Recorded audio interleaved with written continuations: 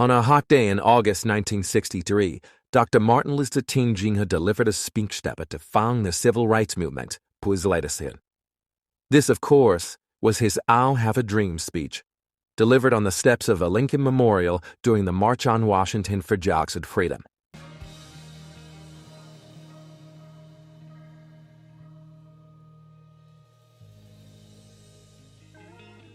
I have a dream that my 4 little children will one day live in a nation where they will not be judged by the color of their skin, but by the content of their character. I have a dream today. March on Washington served as a massive push for economic and political justice for African Americans. Held during the years celebrating the 100th anniversary of the Emancipation Proclamation, crowds marched on the National Mall to watch a variety of musical performances and speeches. Dr. Turn, a Baptist preacher and prominent civil rights leader, was scheduled to speak towards the end of the day, his debut on the national stage. Up until that point, King mostly addressed small crowds at black churches, rallies, or fundraisers. This time, he would be seen by nearly 250,000 people on the platform, as well as millions at home watching on television.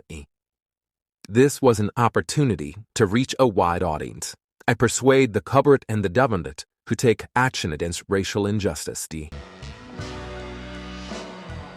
night before, King worked with a close group of advisors to get this each just right. They worked through the night, settling on a final act in the 3 dawn hours of all his tournée.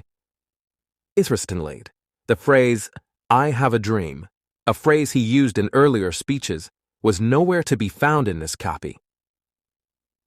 The words wouldn't manifest until almost halfway into Dr. King's speech, when gospel singer Mahalia Jackson, who had performed earlier in the day, called out to him via sidelines to tell them about the dream.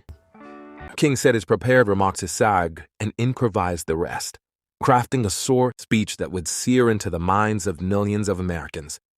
No, we are not satisfied, and we will not be satisfied until justice rolls down like waters and righteousness like a mighty stream. This speech was divided into 2 parts. The first listed the injustices that African Americans faced: segregation, police brutality, disenfranchisement, and discrimination, and urged a call to nonviolent action. The second launched into King's dream of peace and racial harmony, a vision of a future in which people will not be judged by the color of their skin, but by the content of their character. I have a dream. Highlighting King's skills as a preacher, I Have a Dream was part sermon and part poetry, using rhetorical devices like repetition, rhyme, and vivid metaphor to drive his points home. It was peppered with historic, biblical, and literary references that moved the crowd. This message of struggle and hope became the defining moment not only of King's career, but also the civil rights movement. Both the speech and the March on Washington were credited with helping secure the passage of the Civil Rights Act of 1964, a landmark piece of legislation that ended segregation and banned discrimination on the basis of race or sex in the workplace. Free at last, free at last. Thank God Almighty, we are free at last. His speech also resonated with activists around the globe. I have a dream, a phrase that wasn't been known to he in his final draft, appeared in political actions all around the world. It's considered one of the world's most transformative and influential speeches, alongside others like Abraham Lincoln's Gettysburg Address and Winston Churchill's Biography to his sway. I Have a Dream is only one of Dr. Martin Luther King Jr.'s many achievements, but it's nonetheless one of the most pivotal. I am happy to join with you today in what will go down in history